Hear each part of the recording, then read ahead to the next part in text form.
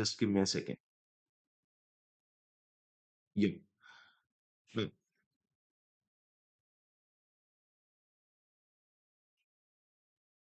I hope I'm audible now.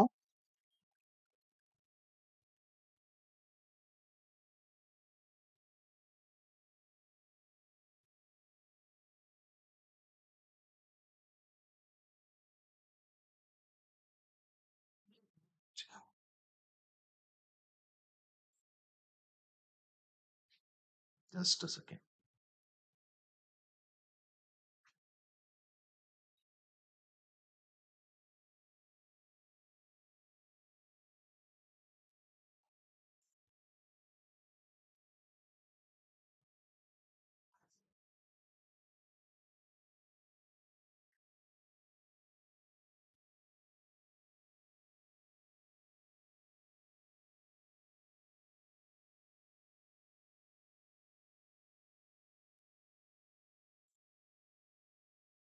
Hmm. Make sure to share this session as well with others. बाकी सब लोगों के साथ ये session share भी कर दीजिएगा so that many of our students, most of our friends, audio is too low. Audio is too low. Just a second.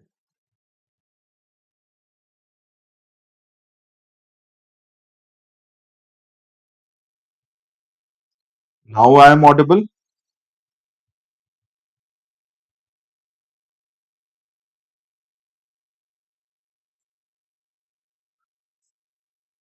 Now is it fine?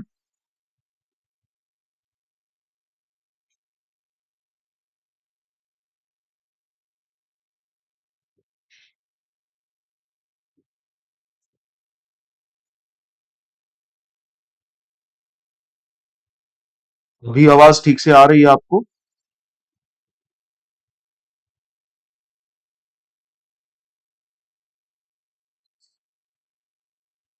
I am also confirming from my end, but आप भी एक बार मुझे बता दीजिए.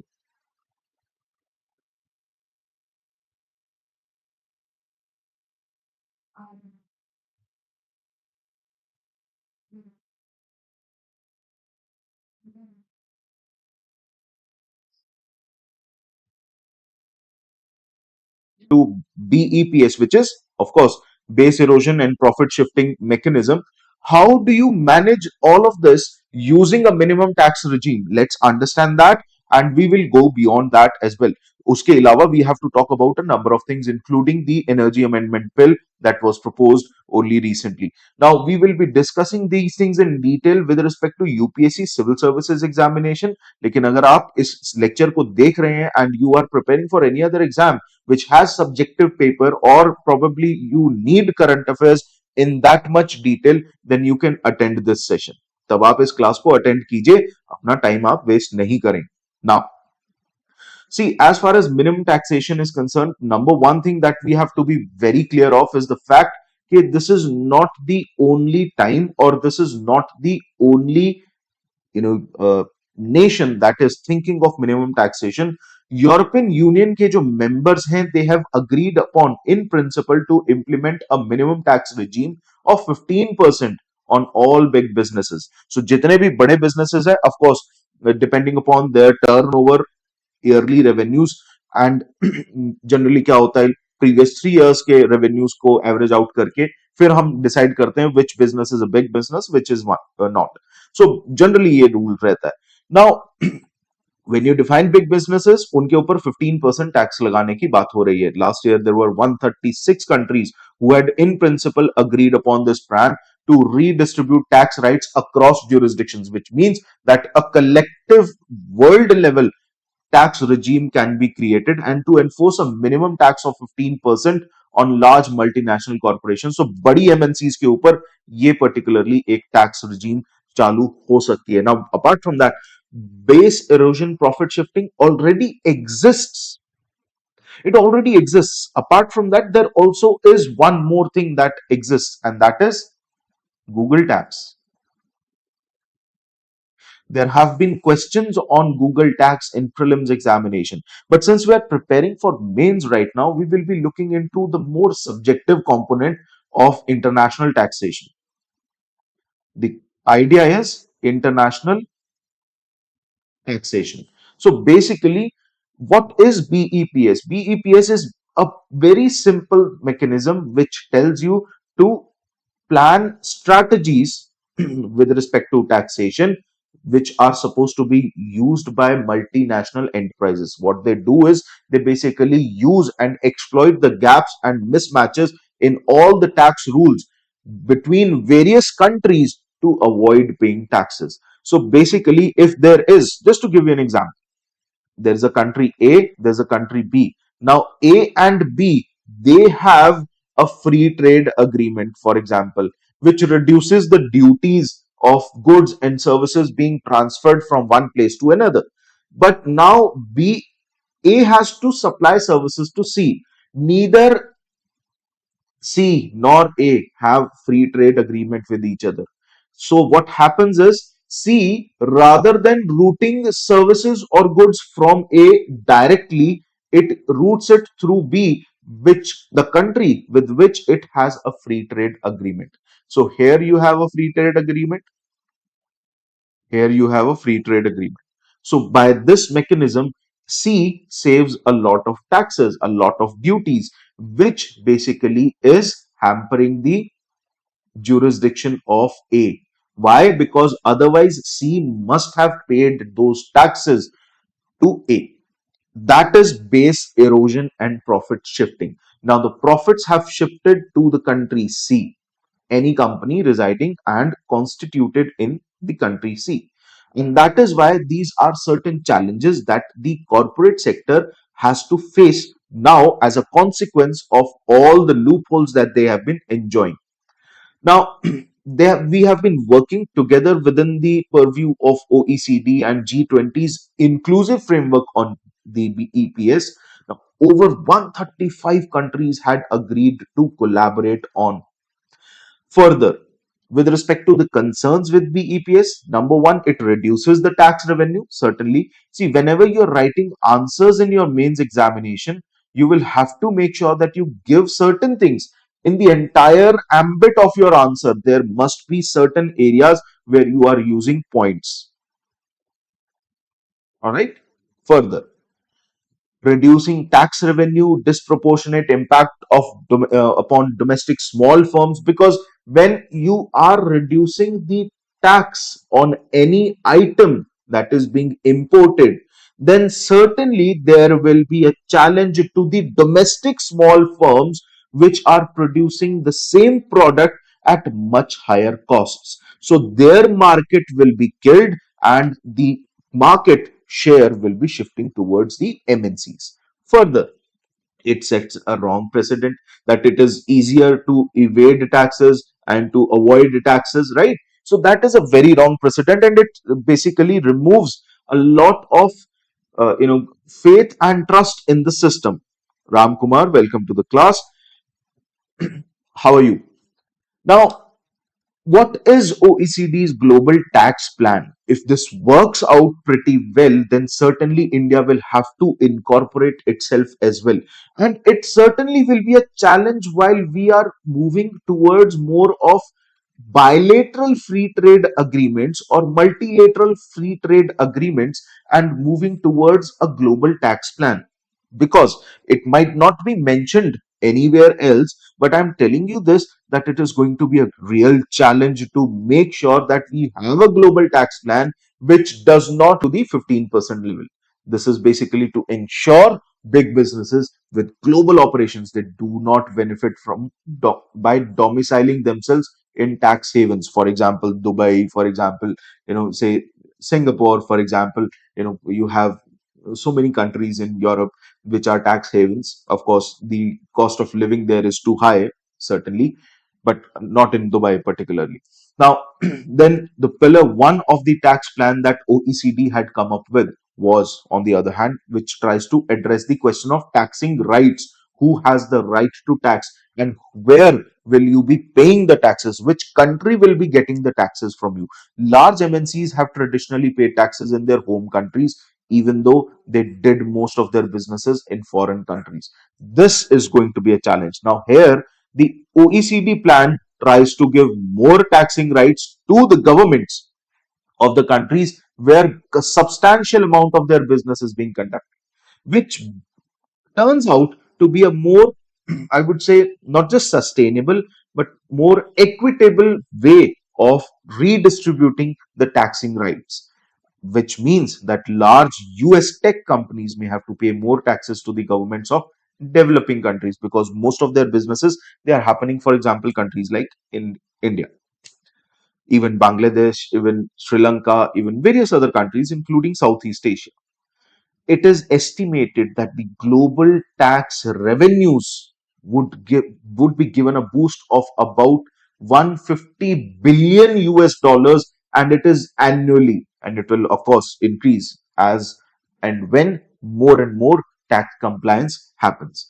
Why is there a need for this global minimum tax? We have understood the concept of BEPS. We have understood the idea कि किस तरीके से बेस इरोजन होकर टैक्स रेवेन्यूज का नुकसान होता है एंड बेनिफिट होता है बिग एमएनसीज को, नुकसान होता है डोमेस्टिक स्मॉल फर्म्स को. Now we will be understanding how this global minimum tax regime will benefit us and why do we need it. See, when you talk about corporate tax rates across the world, they have been dropping over the last few years. It's only in India that you have on an average 25, 30, 35% of tax rates. And if you add everything else, direct, indirect taxes, it moves beyond the range of 40%, which India is one of the highest taxed countries in the world. You might have also heard of the ex-shark Ashneer Grover talking about the tax regime in various social media platforms and on various platforms as well.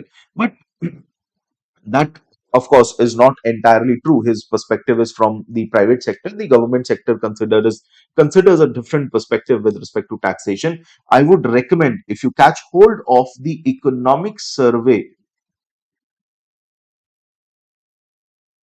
of 2015-2016. Now there, all you need to do is go through chapter 1. In chapter 1 itself, they mention how taxation has been in India and how it should be. All right, just a second. India के अंदर taxation किस तरीके से रहनी चाहिए and कैसी है, that has been talked about in this particular economic survey. This economic survey was probably the first few economic surveys that I had explained.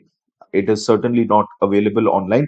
So I would make what I would suggest is make sure that you go to the website of economic survey, the official government website. वहां पे आप previous year के economic surveys को download कर सकते हैं. Just chapter 1 itself, all you have to do is read chapter 1 and you will get the idea as to what ETT, taxation is, exemption taxation is, taxation is, taxation exemption is, so on and so forth. Multiple iterations of T and E, taxation and exemption. So you'll get a very good idea as to what India follows and on an average what is the tax rate that we are basically living on. The big MNCs or all firms in general or averaged out. Now, as far as the global tax rates are concerned, they have fallen over from 40%, which used to be 1980s. We still are living in 1980s, to somewhere around 25%, all thanks to the global tax competition, because everywhere in the world there is a competition with respect to taxation. This was kickstarted by, of course, Ronald Reagan and Margaret Thatcher. This competition, global tax competition, is a part of the entire fiasco that Reaganomics or Thatcherism had started. If you have attended anywhere, if you have attended my economics classes or if you have read economics from me, you would know what Reaganomics and Thatcherism is. If you do know, chat section में, comment section में जरूर बता. All right, चलिए. Now, OECD's tax plans are basically to put an end to the race to the bottom, because if everybody in the competition tries to reduce the tax rates, it certainly makes it difficult for countries which are based on revenues of taxes and not just exports and not just other aspects of FDI and whatnot. So basically for those countries it becomes very difficult. वो कितना tax कम करेंगे to become competitive? And this race to the bottom is not just detrimental for developing countries and underdeveloped countries. It is also for really detrimental for the small businesses. So minimum tax proposal particularly is relevant at a time when fiscal state of governments across the world is getting deteriorated, and they need to improve their public debt matrix. They need to improve their revenues, and tax revenues can be a really good push. So what lies ahead? Some governments, particularly those who have been traditionally tax havens, they would of course disagree. Why? Because their entire set of business operations, their entire set of revenues is based on being tax havens. So they offer tax havens to multinational companies of big size, of small size, just to make sure that they conduct happened right now. So this really helps you to understand the depth of the topic, and that helps you in the examination. So OECD's plan for 2021, the tax plan, is really relevant for us. All right. Now, high tax jurisdictions like European Union, they are more likely to be fully adopting the minimum tax plans, but tax havens, of course, will have certain problems. Low tax jurisdictions, on the other hand, they are going to be resisting this plan by OECD unless they are compensated sufficiently in other ways. So, if compensation happens in any way or the other, for example, the way tax devolution happens within the Indian federal structure through the finance commission, अगर ऐसा कुछ हो जाता है, then certainly we countries, of course are not a part of the low tax jurisdiction, but certainly we would expect that there will be more of compliance and less of resistance, right? So, since OECD's plan essentially is trying to form a global tax cartel, right, which will have an over encompassing and a overt jurisdictional expanse, it will always face a risk of losing out to low tax jurisdictions, which will be outside the cartel. But जितना बड़ा share of pie होगा, Jai Shri Ram ji. Ravi, welcome to the class. Good morning. Now, the bigger the size of the pie, the better and the more the share will be. Now, just in case there is a challenge like this in the future, that the people or the countries outside the purview of this tax cartel that OECD is planning, then we can certainly increase the number of people, number of countries within the purview of the cartel, so that the challenge is minimalized or reduced to negligible.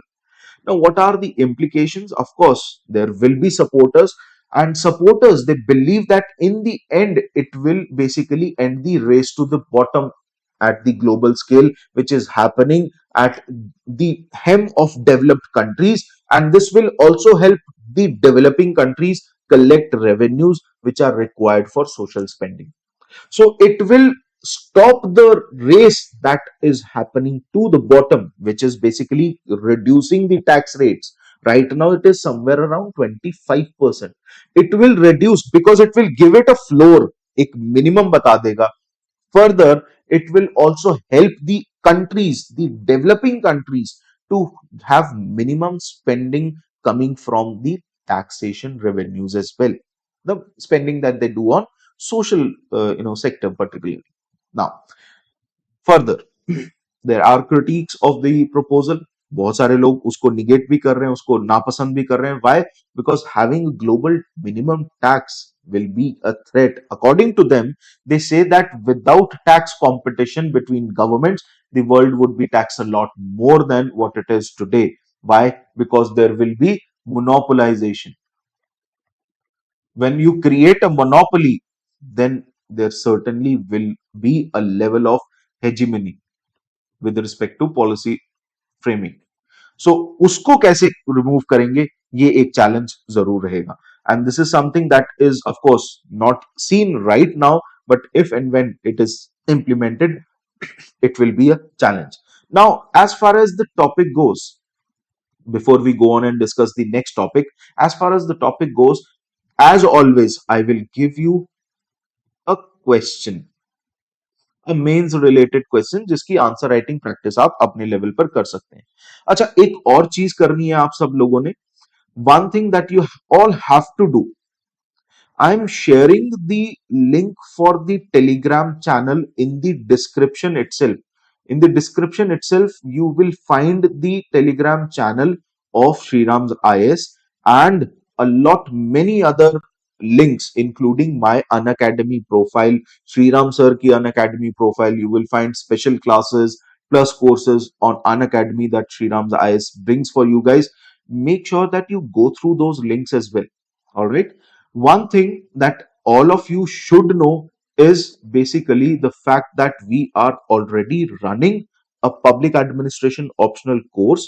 So, if you are wanting to avail public administration as an optional, then certainly you should join the Unacademy's batches that I am running already. And of course, you can remember this referral code, you will get an instant 25% discount. SRIRAMS, that is Sriram's. Further, there is a mission 1 year that we are running for 2024. That also you can avail at a discount of flat 25% using this referral code SRIRAMS. Here, the mission 1 year, you will be prepared from prelims to mains to interviews, and basically you will be developed and curated as an aspirant who is going to be selected, and we will help you guys out with respect to your preparation. Every single aspect of your examination will be covered.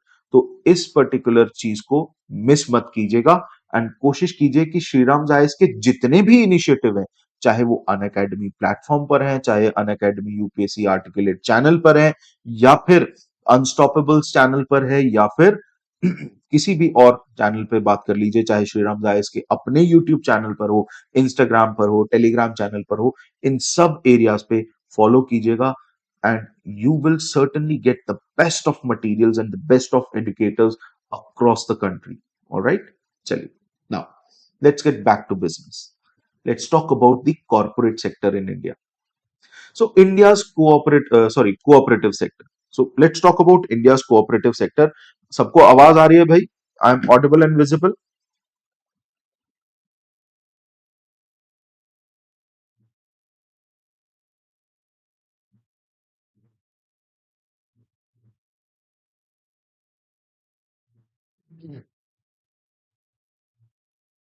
I hope I'm audible and visible.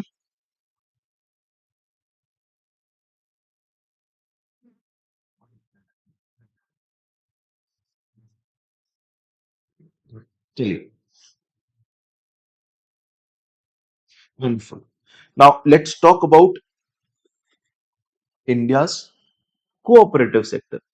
अभी क्या हुआ है कि there has been a bill which was introduced in December 2022 last year to amend the Multi-State Cooperative Societies Act that was created in 2002.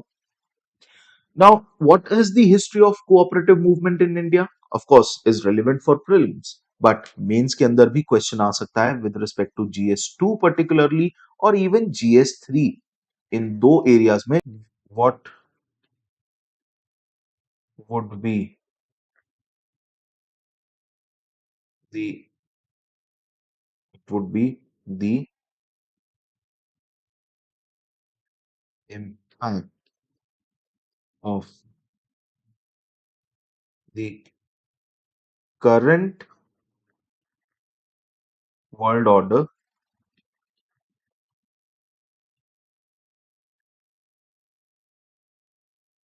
on it? Question mark.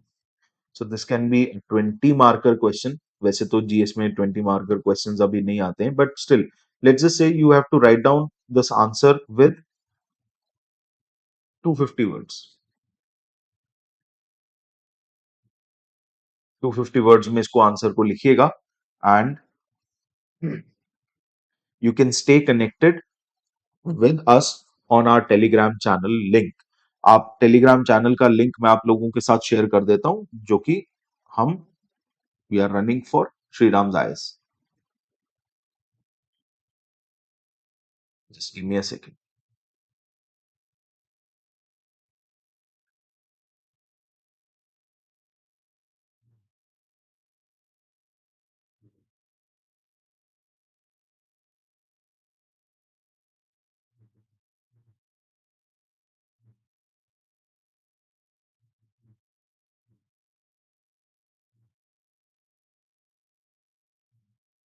sharing it in the chat section. Okay ji.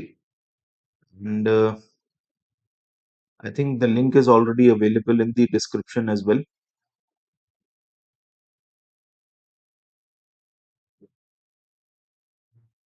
आपको comments के अंदर भी after the class I will share this link.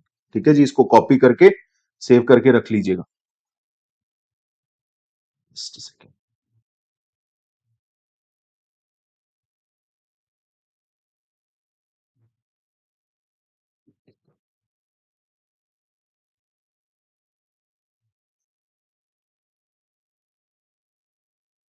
लीजिए. I think आप लोगों के पास link पहुंच गया होगा.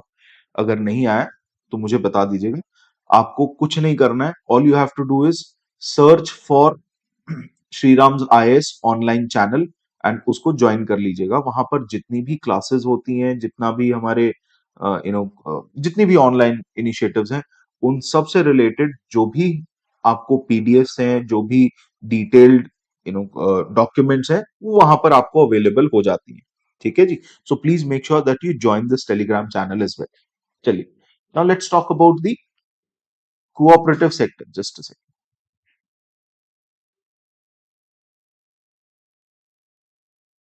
Just a second.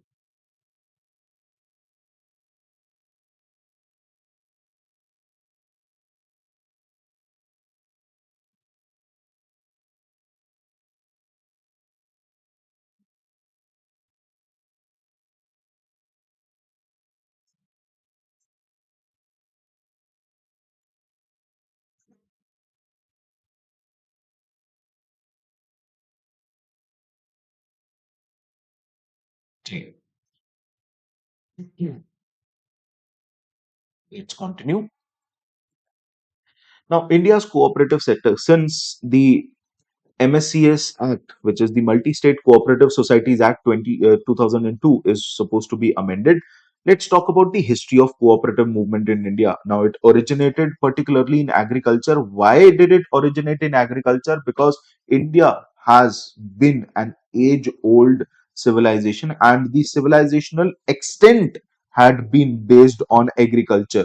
You talk about the Mesolithic age, you talk about the Neolithic age, Indus Valley civilization, and beyond that as well, particularly the, you can say the Aryan civilization or the so-called Aryan race, or Aryan, after the so-called invasion of Aryans as well. We have always been basing our society and the aspects upon particularly agriculture.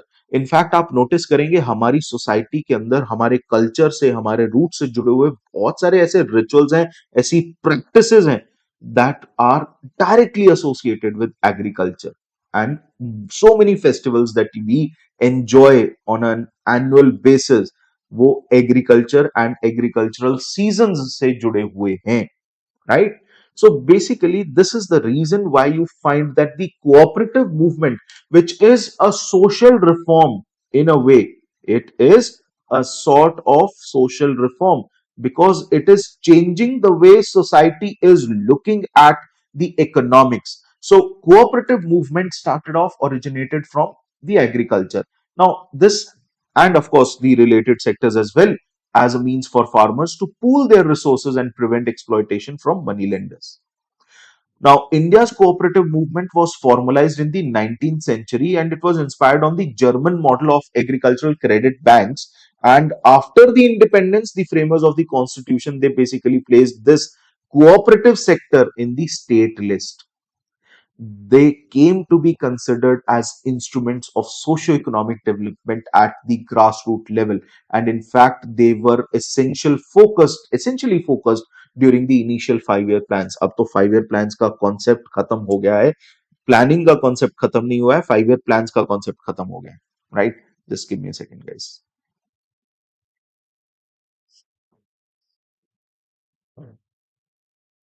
In fact, the 97th amendment, which had incorporated and inserted Article 43B. This is not Clause B, this is Article 43B. It says that the states shall endeavor to promote voluntary formation, autonomous functioning, democratic control, professional management of cooperative societies. What does it mean? It means there are multiple areas that the state shall have to make endeavors.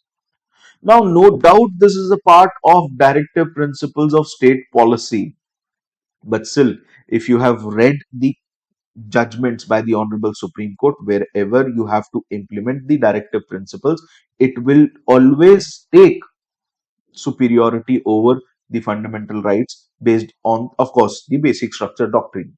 Now, further, Ministry of Cooperation, which says that around 8.5 lakh cooperatives exist in India, with about 1.3 crore people directly attached to these 8.5 lakh cooperatives in India.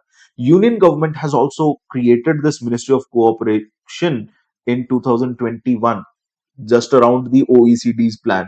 Now, today's cooperatives, basically in India, they're ranging from providing credit, access to credit is increasing, to those producing, procuring, or marketing products like the fertilizer, milks, milk products, sugar, fish, and so on and so forth. In fact, the cooperative sector in fisheries has helped fisheries become one of the largest portion holders with respect to its share in the GDP or gross value added from the agriculture sector itself. From agriculture sector, the maximum growth that any sector, subsector has seen, it is the fishery sector. Now, Indian farmers fertilizer cooperative IFCO has around one third of the market share when it comes to fertilizers. When you talk about Amul, it is a highly profitable dairy cooperative. This is a couple of those names. These are those names that you already know. These are household names today. What is multi-state cooperative societies? Multi-state cooperative will be controlling all the finances to the jurisdiction. What would then happen, to which state that these cooperatives are to be associated? For example, many sugar mills, they are along the districts of Karnataka, Maharashtra border. They procure sugarcane from both the states. Now, these cooperatives, who will have jurisdiction on them? And they are basically governed under the Multi-State Cooperative Societies Act 1984, which was amended in 2002.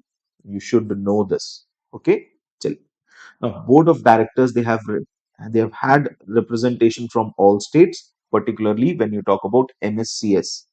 अच्छा, multi state cooperative societies, they are operating in से two states, तो दोनों states के representatives direct board of directors के अंदर होंगे. The board of directors are from all the states. These collectives operate in controls all the finances. These board of directors, they will be controlling all the finances and the administrative functions as well. अच्छा, administrative और financial regulation and monitoring की बात करें तो वो जो है वो सेंट्रल रजिस्ट्रार के पास होती है, which basically makes it more of a union oriented or union government oriented institutions.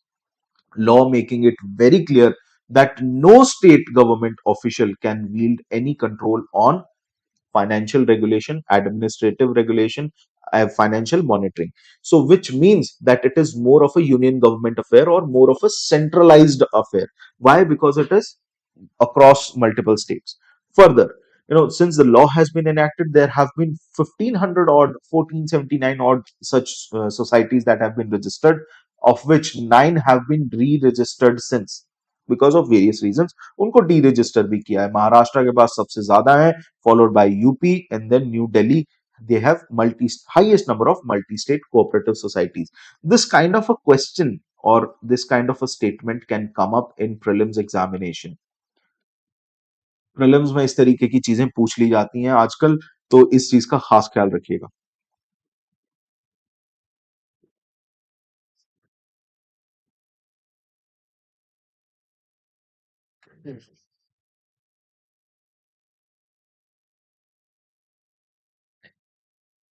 Just a second, guys.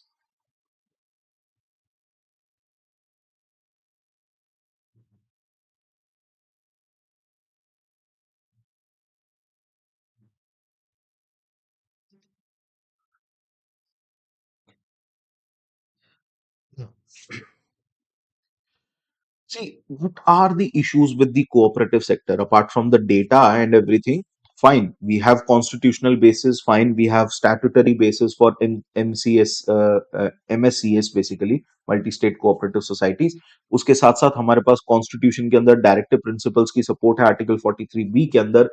We know that cooperative sector as such is a state list subject, but what are the challenges, what are the issues? सबसे पहली चीज, constitution कहती है that they should be independent and autonomous character, but when you have government and legislative control over these societies, cooperative societies, which in fact has increased over the decades, there has been increasing reports of mismanagement, of corruption. अब क्या किया जाए? There have been inclusion of cooperative societies planning processes as development instrument. अभी क्या है that since you are going for good governance, now the agenda of good governance has allowed the state to curate these institutions. ये लिख लो, curates these institutions as nodes of state policy implementation. लिख लिया करो, कभी कभी ये बातें लिखवा देता हूं तो लिख लिया करो,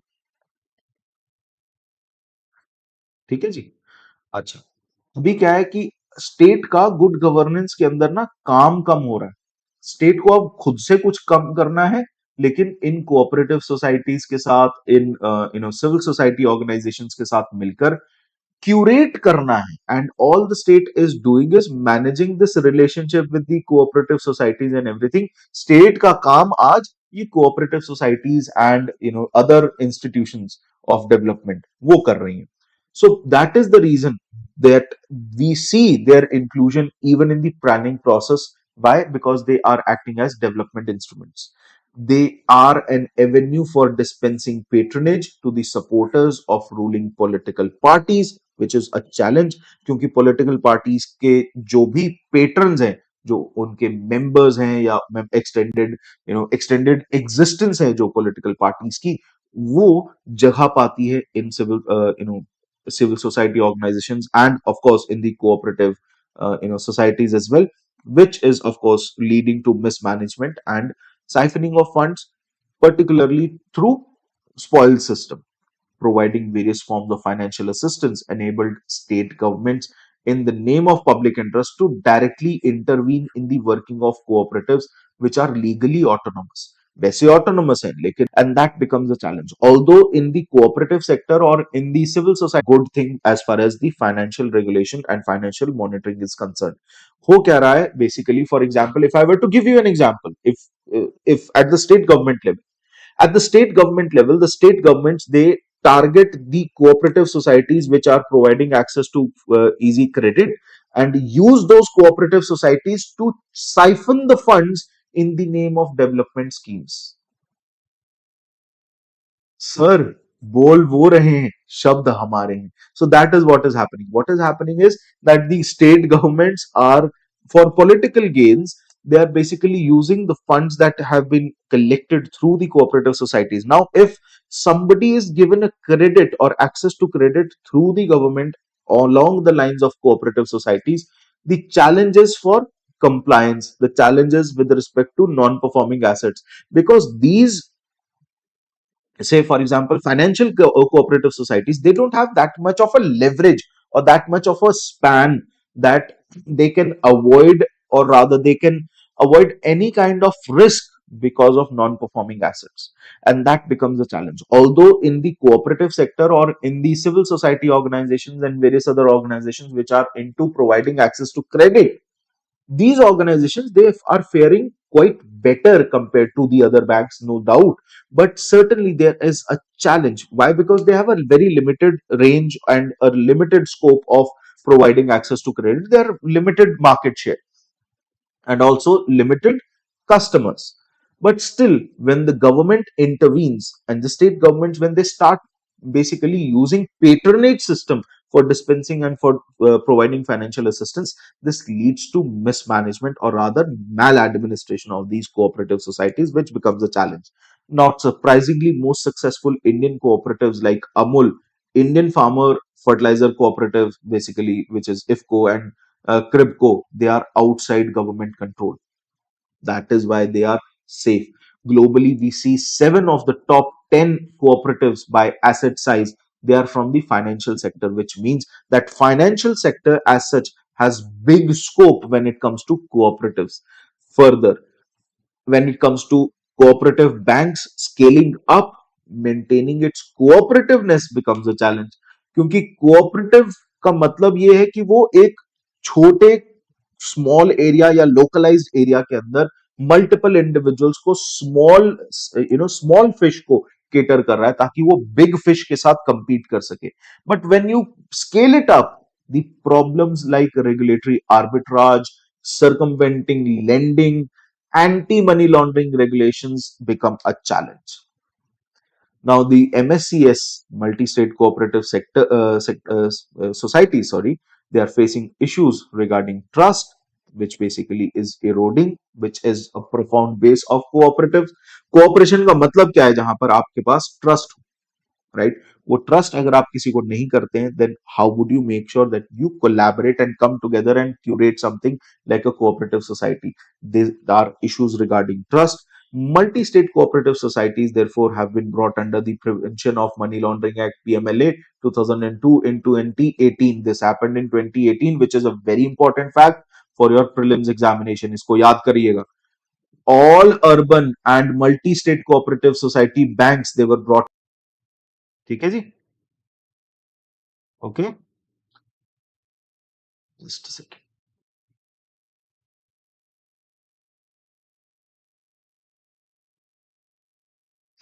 चलो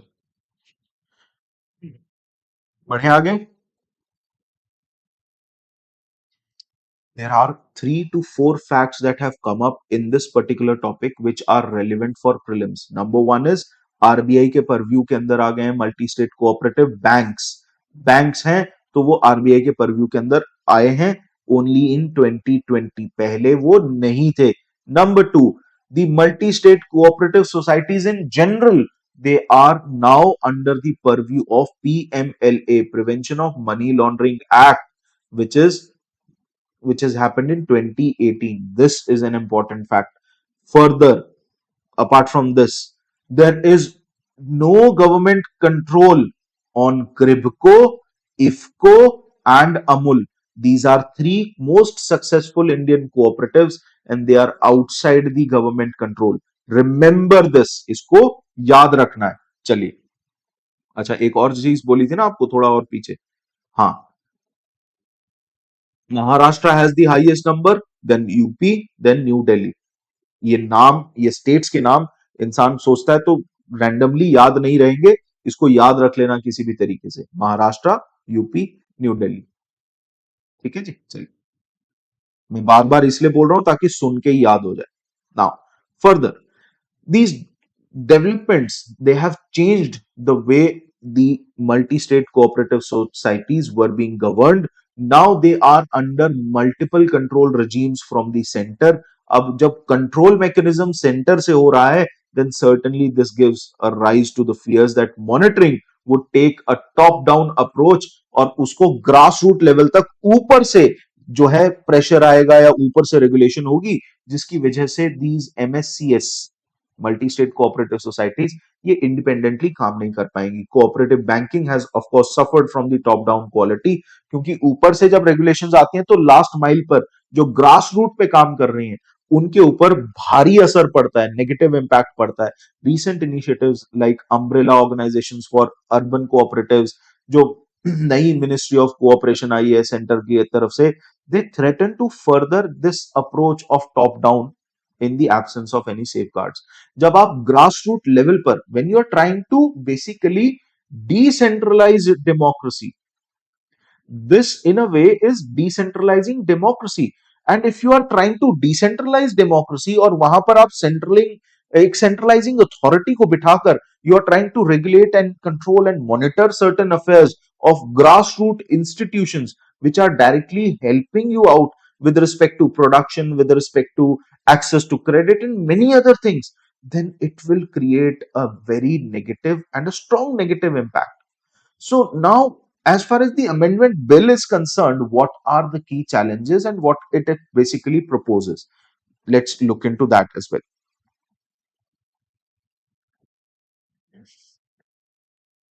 Hmm.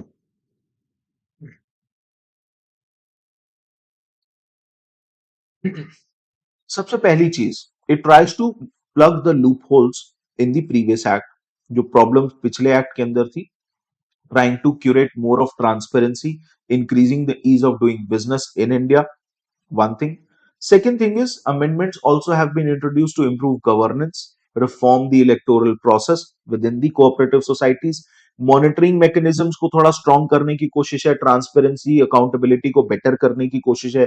The bill further provides for creation of a central cooperative election authority to supervise the electoral functions of MSCS. Further, the bill also seeks to improve the composition of the board and ensure financial discipline. धीरे धीरे करके board की functioning, board के साथ साथ financial discipline को improve करना, further creating a cooperative rehabilitation reconstruction and development fund for reviving all the sick MSCS, multi state cooperative societies जो बीमारू हैं और रादर उनके फाइनेंशियल हेल्थ वीक है, तो उनको एक डेवलपमेंट फंड क्रिएट करके दिया गया है, CRRDF, which is cooperative rehabilitation and reconstruction fund, which is financed by the existing profitable MSCS particularly. So basically redistribution of money from the cooperative societies itself, which will have to deposit either 1 crore rupees or 1% of their net profit to this fund. Basically जैसे corporate social responsibility है, CSR funding है, वैसे ही अब आपको जो profitable MSCS है, multi state cooperative societies which are profitable, they have to either deposit 1 crore rupees or 1% of their net profit, whichever is higher. In order to make the governance of these societies more democratic and transparent, there is a provision to appoint a cooperative information officer and a cooperative ombudsman, which of course is a very good idea, very good initiative. This particularly, which will enhance the transparency and accountability both. अच्छा, women representation, SC/ST members की representation को streamline करने की कोशिश की गई है. Bill also makes only members to be eligible to be elected to the board or as office bearers of the cooperative societies. Only members. This will reduce the influence that the political parties have or other individuals have on the cooperative societies and further strengthen the principle of democratic regulation or democratic grassroots democratic processes, social democracy, particularly through cooperative sector. The bill also increases the penalty for any kind of violation to 1 lakh rupees, potential imprisonment from 6 months to 1 year. So basically, imprisonment and the fine both have been increased, penalty has been increased. Now, rather than moving to the next topic, let me give you a question for GS2.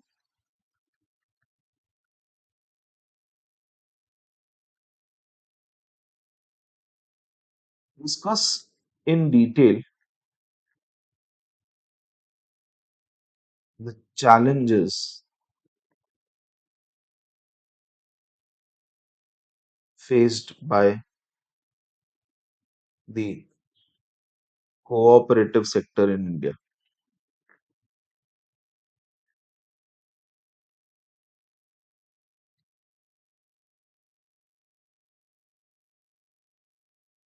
Question mark. Again, let's keep it at 200 words. That will be a challenge. Further, एक और question देखते हैं. Examine the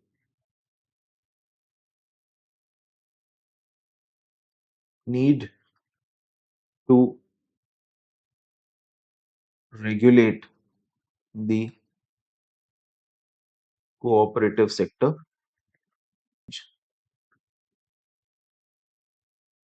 question mark. ठीक है जी। सो ये question है, इसको आपने अटेम्प्ट करना है।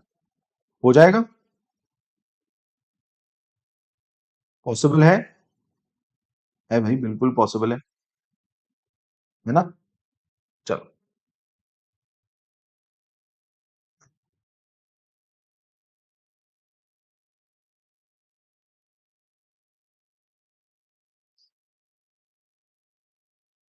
let's move further to the next topic. India's blue carbon potential. Now, this is environment related topic relevant for us. Mains examination से जुड़ा हुआ है. Let's talk about it. Now, environmental experts they have suggested that India must adopt a blue carbon solutions if it intends to emerge as a global climate leader. What is this blue carbon solutions idea? First of all, let's understand what is blue carbon, and then we'll understand what is the solution setup that the global stage has been putting forward as a challenge for India. India की commitment है that by 2070 we will be a net zero target, or not, we will be a net zero in country or a net zero state, which means that the amount of carbon that we will be creating, we will be sinking the same amount of carbon as well. Now, this target entails that it must explore all kinds of blue carbon interventions to their fullest, because blue carbon can help you sequester carbon, which is not good for the climate, which is main source of climate change, to the minimum. Now, blue carbon is basically that carbon which can be stored in coastal and marine ecosystems. Blue carbon is a very important concept. The so-called blue carbon ecosystem can include number one, mangroves, can include tidal and salt marshes. Guys, can you just give me a couple of seconds? Just a couple of seconds, please. Just a second.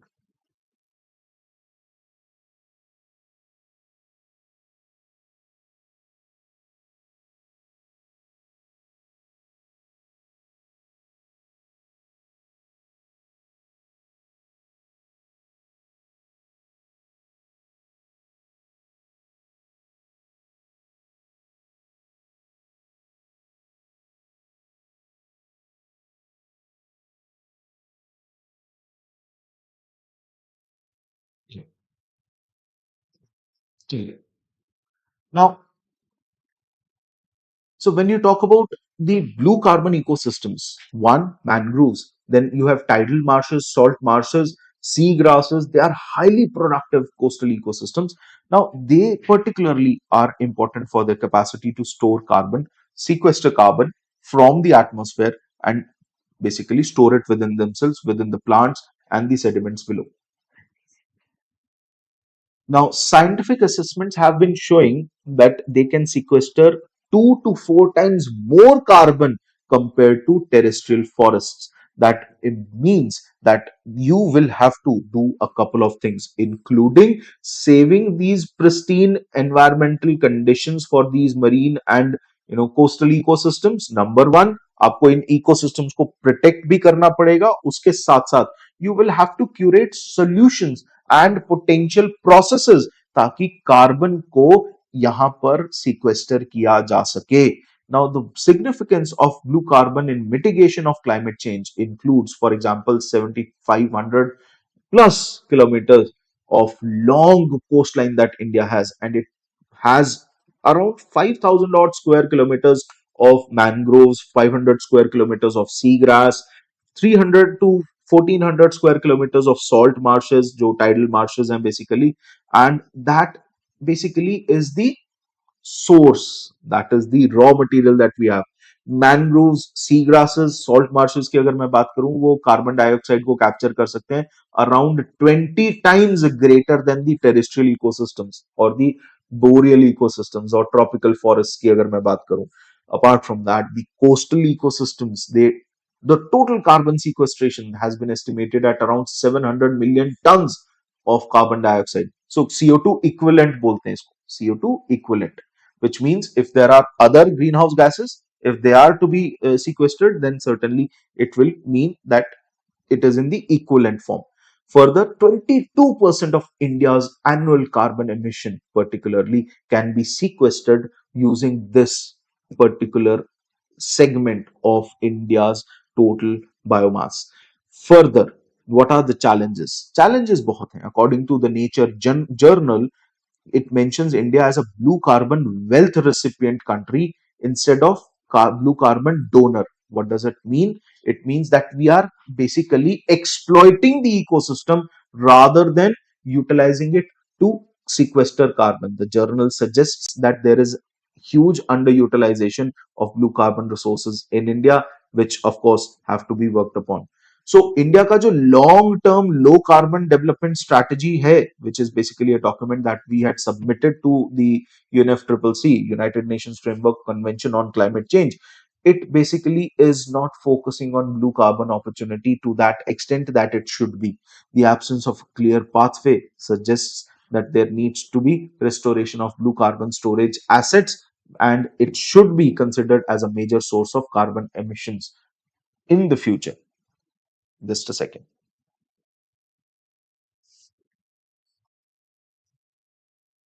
Why do we need a national mission on blue carbon? Before I discuss the initiative and the need for this mission, the need for a national mission on blue carbon.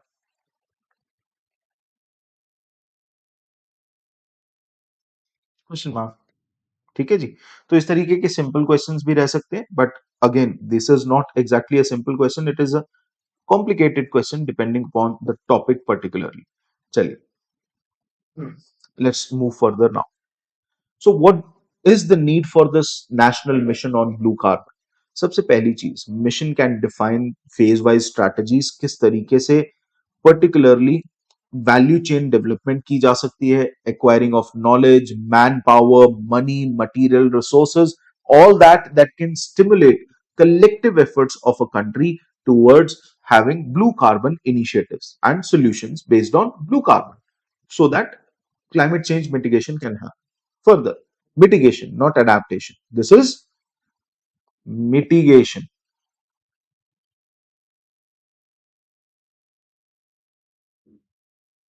This is not adaptation. Guys, just give me a second. Just give me a couple of seconds.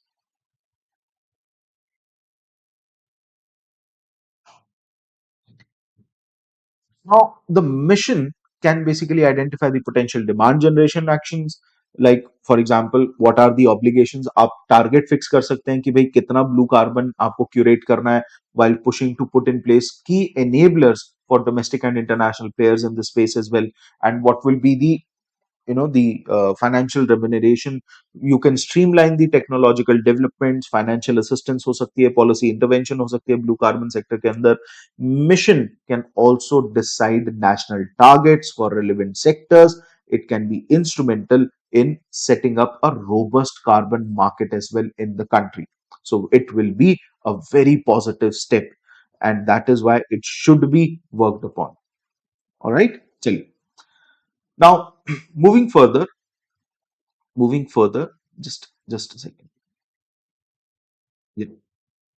And of course, yes, mission can also launch pilot projects. Private sector को incorporate कर लो, NGOs को, civil society organization को, think tanks को, basically to enhance the horizon of all the policy initiatives that you are running. Now, moving towards the textile industry in India. As far as the textile industry in India is concerned, it is coming under the greater environmental, social, and governance scrutiny. It is called ESG scrutiny. We will talk about it. Now, the supply chain, recycling of textile waste, they are vital components of textile industry, and to make sure कि हम textile industry को environmentally sustainable बनाएं, it is very important that particularly the waste generation and the supply chain logistics related problems which curate the environmental issues basically because of textile industry, उसको कैसे हम streamline कर सकते हैं. Now Indian textile and apparel market currently is estimated at 150 billion US dollars, of which exports constitute around 40 billion US dollars, almost one fourth, almost. है ना? Now, a recent report has said that the global textile and apparel trade is to reach around 1000 billion US dollars by 2025-2026. 1000 billion क्या होता है? क्या होता है? Is it a trillion or not? Let me know in the chat section, or rather in the comment section. अगर आप recorded session देख रहे हैं. Now, that is, in the same period, the Indian textile and apparel market will reach around 250 billion, which will add 100 billion US dollars more, which means the next 2 to 3 years maximum, you will see a jump of almost 60 to 70%. Now, India holds a 4% share in the global trade right now. Textile apparel market mein, it is having a fifth position. India competes with Bangladesh, Vietnam, and the likes, which again, these small countries pose big challenges for India's textile sector. ऐसा नहीं है कि ये छोटी countries हैं तो but ये छोटा पैकेट बड़ा धमाका वाली situation है. These countries pose really good challenges for the Indian textile sector.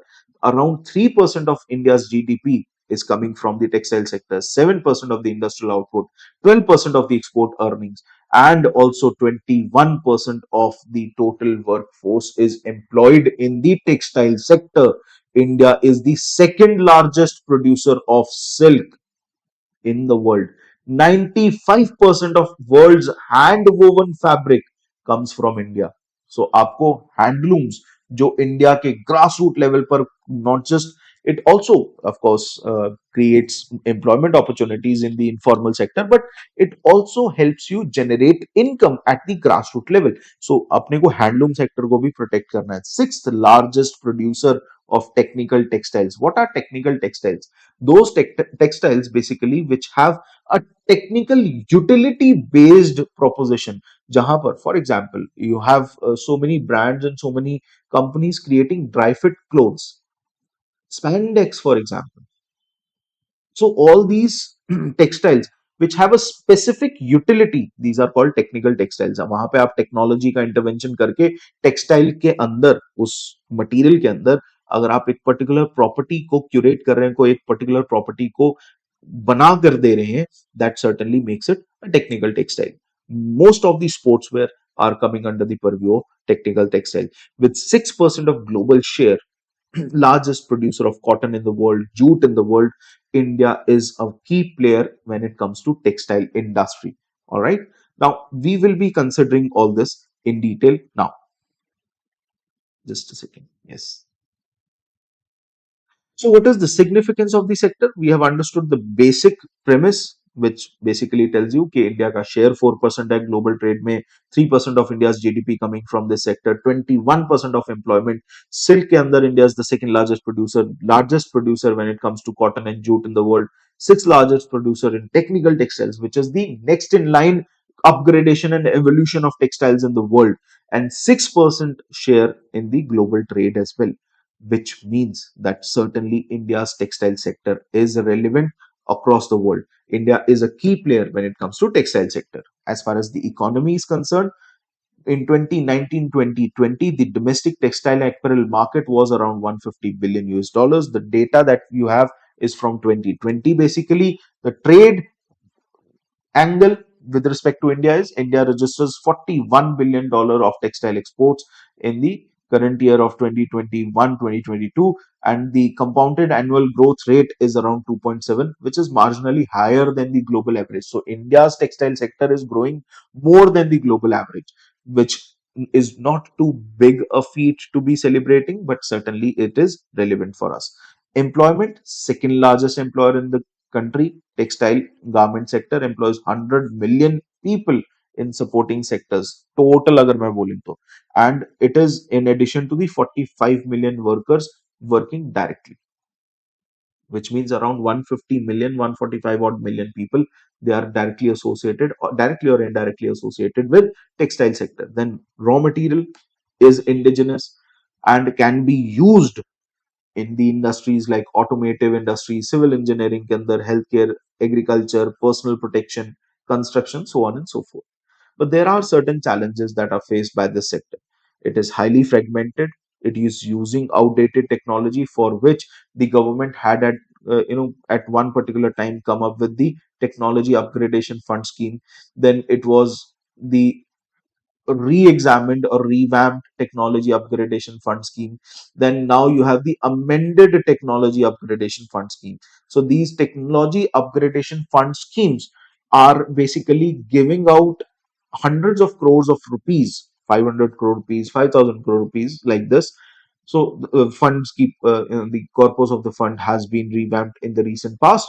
Now the fund provides upgradation, technological upgradation to the primitive handlooms of India's grassroots level. So basically, outdated technology is being worked upon. That is what I'm saying. Further, issues with respect to tax structure, GST के आने की वजह से clothing को थोड़ा सा expensive हो गया. It became uncompetitive even in the domestic and of course in the foreign markets as well.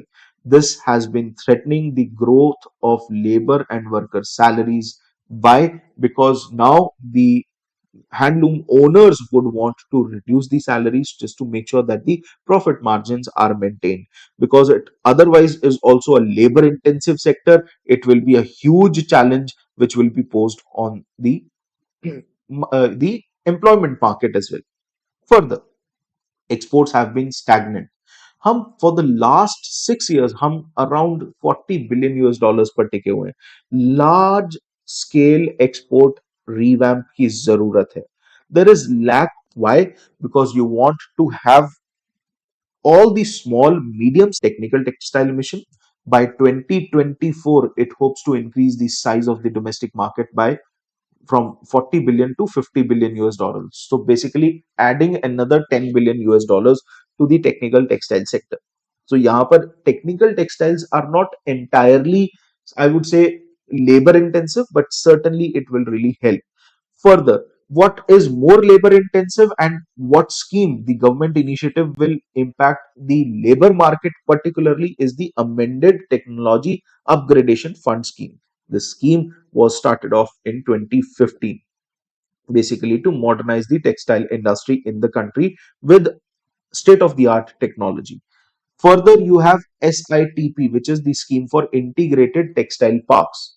Why? Because you want to have all the small, medium sized textile business owners to create cluster investments in textile parks by providing them with financial support for the park's top notch infrastructure. So basically creating a park just like IT park, just like you have various other parks that we have been creating, for example the gift city. When you create such centers, you basically create an ecosystem which will help not just one player but all the players in the region and all the players who are a part of the park, and that will further reduce the cost of production particularly. Now then you have the Samarth scheme for capacity building in the textile sector. The scheme is basically in the textile sector just to alleviate the scarcity of trained individual. So Samarth, as the name suggests, is basically related to upskilling. Then you also have a scheme for Northeast region textile promotion scheme. Then you have PowerTex India, which includes innovative powerloom textile research and development. Usko showcase karna, creating and curating new markets, branding, subsidies, worker welfare programs, all under one particular hem. Then you have the Silk Samagra scheme. Silk Samagra scheme is basically to lessen the nation's reliance on imported silk. तो हमारे खुद का जो silk loom है उसको समग्र करना, उसको domestically produced silk को हम rather than importing silk we will be using our own silk. तो silk production को improve करना, enhance करना, that is this particular initiative. Then you have the eye care jute program. ये एक pilot initiative है. This started off in 2015 just to help the jute growers to overcome certain challenges with respect to certified seeds, with respect to discounting prices, so on and so forth. Then you have the Pradhan Mantri Mega Integrated Textile Region Apparel Parks, PM Mitra Parks. These initiatives, guys, prelims के लिए भी important है, mains के लिए भी important है. This PM Mitra park is to integrate the entire textile value chain. It's not just the production. अगर मैं आपको बात बताऊं तो for example the scheme for integrated textile parks, these parks will be different from the mega integrated textile region and apparel parks, because here you will have the forward and backward linkages from spinning, weaving, processing, dyeing, printing to garment manufacturing, all at one location. All right, chaliye. Now with that, let's call it a day. I want to make sure that everybody knows about the Mission 1 Year with Sri Ram's IAS that we are running on an academy platform. I would recommend everyone to remember ये जो referral code यहाँ पर लिखा है SRIRAMS. Further, एक और चीज जो सबको याद रखनी है, that if you are hoping to get into public administration optional, bilingual course है, चल रहा है on Unacademy platform by Shri Ram IAS.